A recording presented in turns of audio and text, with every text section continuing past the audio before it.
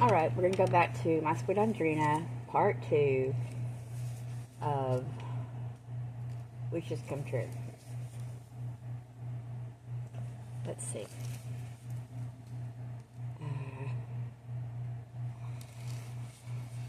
I'll start here. She held her frozen position, frightened by his determined tone. What is it you want me to be? Like my first Audrina, he said. Even colder, I backed away. Maybe he was the crazy one and not me. His dark, brooding eyes followed my every motion as if commanding me to run to him now, and love him as she loved him. And I couldn't do what he wanted. I didn't want to be her. I only wanted to be me. I wandered into the front salon and found Vera sprawled again on Mama's purple chase. Lately, she had taken to laying around all the time on Mama's favorite chase, reading those paperback romances Mama had adored. She said they were teaching her about life and loving, and it seemed they were, for certainly something besides medical books was putting sophistication in Vera's dark eyes, making them even harder and more brittle. Time and again she had told me she was going to make herself so beautiful and charming that no man would notice her left leg was 1 inch shorter than her right. Vera, I asked, why don't you have your shorter leg put in traction like your doctor advised? He said it would stretch out and be even with the other. But it would hurt. You know I can't stand pain, and I hate hospitals. A fine nurse she was going to make. Wouldn't the pain be worth the reward? She seemed to look inward and weigh the cure against the outcome. I used to think so. Then after more consideration, she said, now I've changed my mind. If I walked normally, then my mother would make me a slave, and she makes you one. Now I can live the life of luxury, like your mother did, while my mother slaved until she dropped exhausted into bed. Meanly, she grinned. I'm not stupid, idiot, or vacant-headed. I'm thinking all the time, and my game leg is going to stand me in better stead than both your normal ones. There was no reason with Vera. It had to be her way or no way.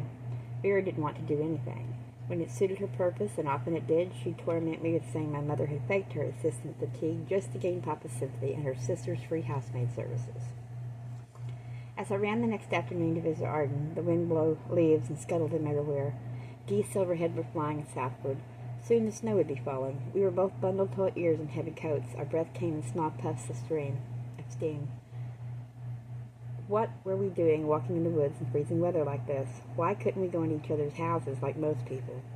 I sighed as I stared at him and then lowered my eyes. Arden, you know why I can't invite you inside Whitefern, but I don't understand why Billy doesn't invite me inside your home. Does she think I'm not good enough for an indoor relationship? I know what you're thinking, and I understand. He hung his head, looking more and more embarrassed. You see, she's fixing up something. Everything. Both of us are painting and wallpapering. She's sewing new slip covers, making bedspreads, curtains. She's been working on our place ever since the day we moved in. But because she has to stop and sew for other people, ours gets done last. Our house isn't fine inside, not yet. One day soon, very soon, we'll be finished, and then you can come in and sit down and have a nice visit. Thanksgiving, Christmas, and New Year's came and went, and still Arden and Billy didn't think their home was enough to invite me in. Workmen came to our house in droves, paint, wallpaper, remove old finishes, put on new stain, polish and redo the whole house. We had many, many rooms. The cottage only had 5. Arden, I finally asked one day, why is it taking the 2 of you so long to fix up your house? I don't care if it's pretty or not. He had a habit of holding my hand and comparing it to his own hand size, just as a way to keep from meeting my eyes. His fingers were twice as long, although it was a sweet sensation. I wanted him to meet my eyes and speak honestly, yet he was evasive. I have a father somewhere. He left when he stumbled and stammered. It's Mom. She doesn't really like me. Of course she likes you. It's not easy to talk about Audrina, especially when she's asked me not to tell you anything. I said from the beginning we should be honest, and that would have saved us both a lot of embarrassment, but she wouldn't listen. I've seen you look at her, at me, and wonder what the heck's going on.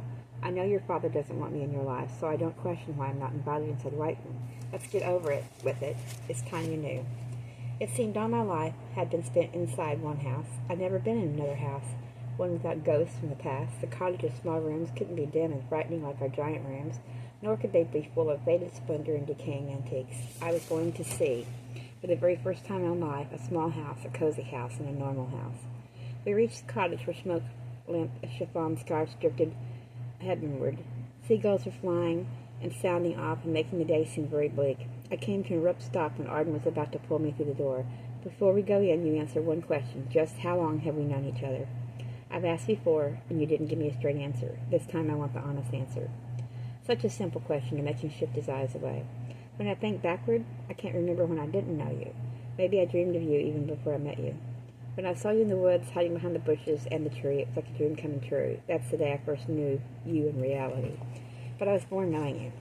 His words spread a magic shawl of comfort around my shoulders as with eyes locked and hands clasping, he opened the cottage door and stood back to let me enter the first time. This time I hadn't seen Billy at the window, nor did I see her in the room I entered. Arden whispered, I think my mom planned to postpone this day forever, so trust me as I trust you. Everything will work out fine. That's all he said to prepare me. Many times I wondered afterwards why he didn't say much, much more.